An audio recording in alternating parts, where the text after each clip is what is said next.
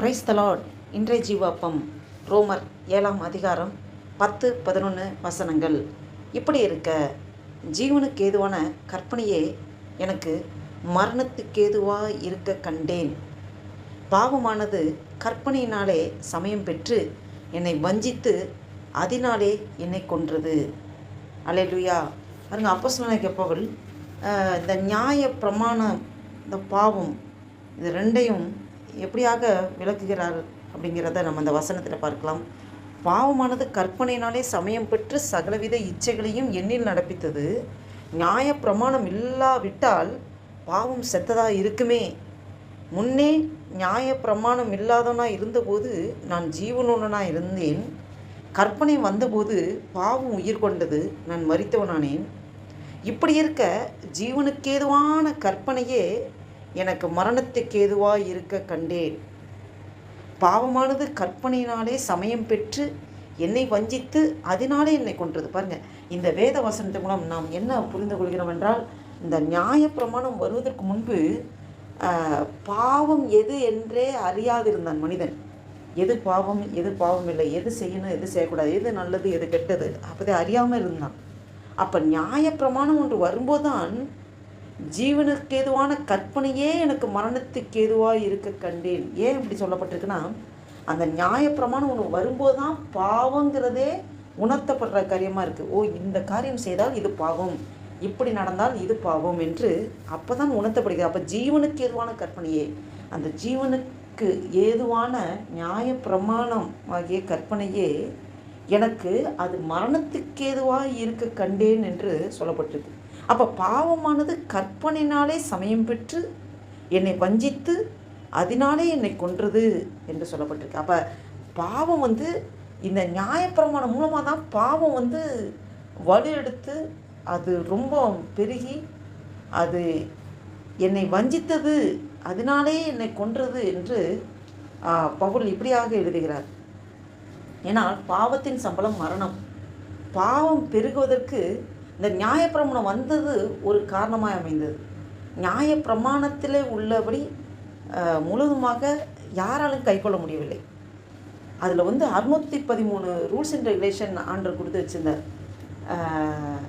அந்த கற்பனைகள் கட்டளைகள் படி நடக்க முடியாமல் போகும்போது அது பாவம் ஆட்கொண்டு விடுகிறது. பாவம் சமயம் பெற்று என்னை வஞ்சித்து அதனாலே என்னை கொன்றது என்று அப்போஸ்தலனாகிய பவுல் சொல்கிறார். இதை கேட்டுக்கொண்டிருக்கிற அன்பு தேவ பிள்ளைகளே, நான் ஒன்றே ஒன்று தான், நமக்கு அந்த பழைய ஏற்பாடு காலத்தில் இருக்கிற அந்த பரிசுத்தவான்கள் அவங்கெல்லாம் இந்த நியாய பிரமாணத்தை ஃபாலோ பண்ணுறதுக்கு ரொம்ப கடினப்பட்டிருக்காங்க. ஆனால் நாம் இப்போது கிருபையின் பிரமாணத்தில் இருக்கிறோம். கிருபையானவர் ஆண்டவராகிய இயேசு கிறிஸ்து கல்வாரி சிலுவையிலே தன்னை ஜீவபலியாக ஒப்பு கொடுத்து இந்த நியாய பிரமாணத்தில் உள்ள ரொம்ப நெறிமுறைகள் அதையெல்லாம் ஒரு லெவுகாக்கி நமக்கு கொடுத்துருக்கிறார்.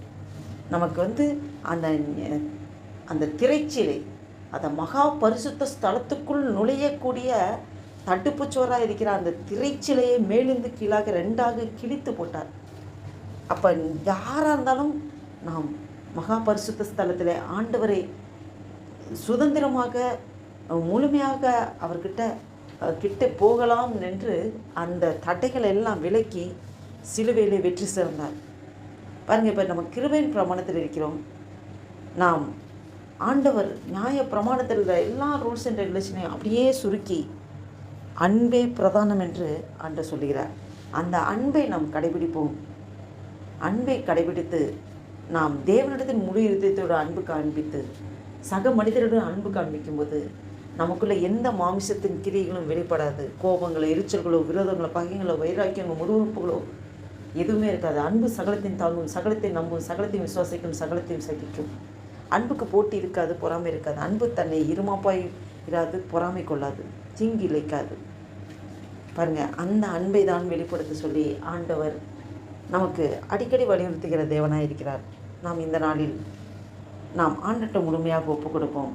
ஆண்டவர் எப்படி நம்மீது உள்ள அன்பு நிமித்தமாக மனுக்குலம் சீரழிந்து பாவத்தின் விளைவாக நீதி செய்ய முடியாமல் மனுக்குலம் அழிந்து கொண்டிருக்கிறதே, இந்த மனுக்குலத்தை ரட்சிக்க வேண்டும் என்பதற்காக அவர் இந்த பூமிக்கு வந்து தன்னையே ஜீவபலியாக ஒப்பு கொடுத்தார்.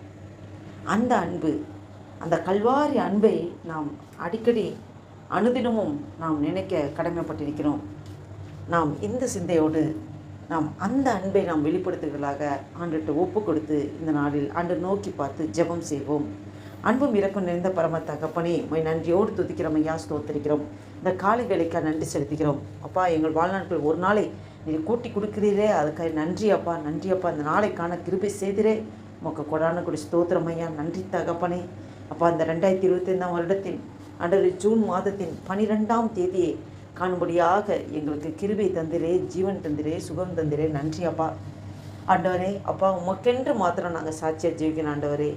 கிறிஸ்துவே, நீங்கள் வேறு எங்கேயும் இல்லைப்பா, எங்களுக்குள்ளே வாழ்கிறேன் அப்பா. உண்மை நாங்கள் பிரதிபலிக்கணும், உம்முடைய அன்பை நாங்கள் மற்றவர்களுக்கு வெளிப்படுத்தணும் ஆண்டவரே. அப்படி ஒரு இருதயத்தை, சுபாவத்தை எங்களுக்குள்ளே ஊற்றுங்க அப்பா.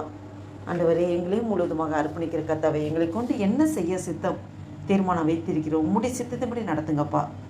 அப்பா, காலைதோறும் உம்முடைய கிருபைகள் புதிதாக இருக்கிறது என்று சொல்லியிருக்கிறேன். உடைய புதிய கிருபை நாளைகள் நிரப்பி பலப்படுத்தி ஆசீர்வதிங்க. நீர் அப்படியே செய்கிறதுக்காக நன்றி செலுத்துகிறோம். உமக்கே துதி கனம் மேலே செலுத்துகிறோம். இயேசு கிறிஸ்துவின் நாமத்தினால ஜெபிக்கிறோம் ஜீவனுள்ள நல்ல பிதாவே. ஆமேன், ஆமேன்.